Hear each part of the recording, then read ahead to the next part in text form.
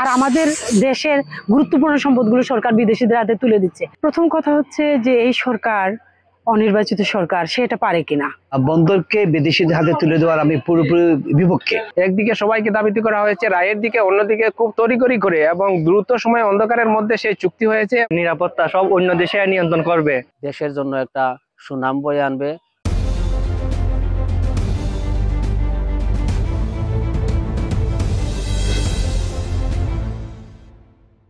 আপনারা তো ইতিমধ্যে জেনেছেন যে আমাদের গুরুত্বপূর্ণ বন্দরগুলো সরকার বিদেশিদের হাতে তুলে দিচ্ছে।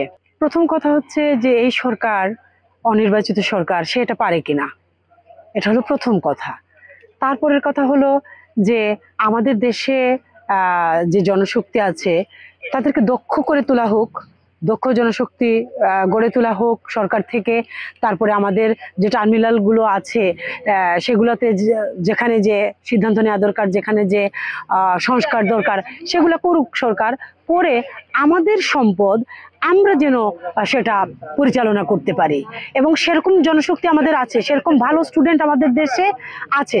আমাদের ভালো স্টুডেন্টগুলো বাইরে চলে যাচ্ছে, সেখানে সেই সব দেশের উন্নয়ন ঘটাচ্ছে, আর আমাদের দেশের গুরুত্বপূর্ণ সম্পদগুলো সরকার বিদেশিদের হাতে তুলে দিচ্ছে। এবং এ কারণে হয়তোবা একসময় এরকম কিছু কিছু করে করে তারা আমাদের পুরোটাই গ্রাস করে ফেলবে। এখনই আমাদের সতর্ক হওয়া দরকার, এখান থেকে সরে আসা উচিত, দৃঢ়ভাবে এখান থেকে সরে আসা উচিত বলে আমি মনে করি। বন্দরকে বিদেশিদের হাতে তুলে দেওয়ার আমি পুরোপুরি বিপক্ষে। এই কারণে বিপক্ষে যে আমাদের দেশের মানুষই সেটিকে নিয়ন্ত্রণ করতে পারে, সেই ক্ষমতা রয়েছে, সেই সক্ষমতা রয়েছে। আমাদের উচিত তাদেরকে সঠিকভাবে গাইড করা, তাদেরকে সেই কাজে সহযোগিতা করা, যাতে আমাদের বন্দর ব্যবস্থাপনা আরো ভালো হবে। বন্দর যেটা বিদেশিদের হাতে দিয়ে দেওয়ার যে বিষয়টি, আসলে সেটি আমরা দেখতে পেয়েছি যে দিন শেখ হাসিনার রায় হয়, একদিকে সবাইকে দাবিত করা হয়েছে রায়ের দিকে, অন্যদিকে খুব তড়িঘড়ি করে এবং দ্রুত সময় অন্ধকারের মধ্যে সেই চুক্তি হয়েছে এবং চুক্তির মধ্য দিয়ে বিদেশিদের হাতে বন্দর দিয়ে দেওয়া হচ্ছে। আমরা এর ঘোর বিরোধী, আমরা এর তীব্র নিন্দা প্রতিবাদ জানাচ্ছি। এবং আমাদের বন্দর আমাদের জাতীয় সম্পদ, সেটা আমাদের সুরক্ষিত থাকবে, সেটাই আমাদের মূল দাবি।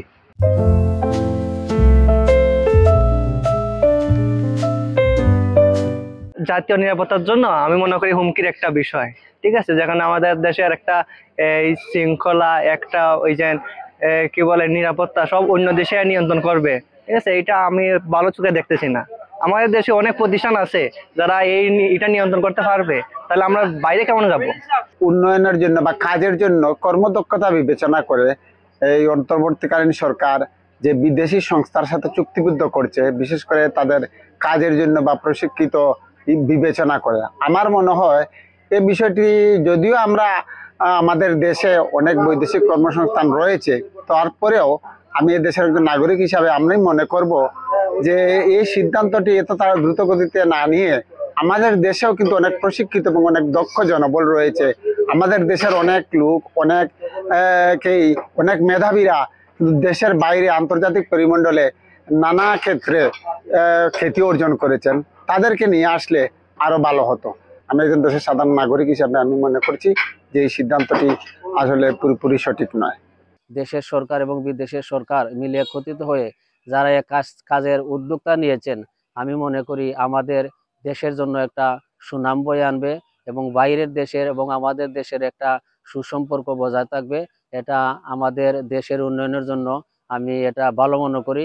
এটা বই দিয়ে বিদেশিদের নিকট লিজ না দিয়ে আমরা দেশীয়ভাবেই এই বন্দরটাকে পরিচালনা করতে পারতাম। তবে সুষ্ঠু চিন্তায়, আন্তরিকতার মধ্য দিয়ে আমি মনে করি যে এটা আমাদের রাষ্ট্রীয় যে ক্ষমতায়, এই ক্ষমতায় কিন্তু আমরা এই বন্দরটি পরিচালনা করতে পারতাম।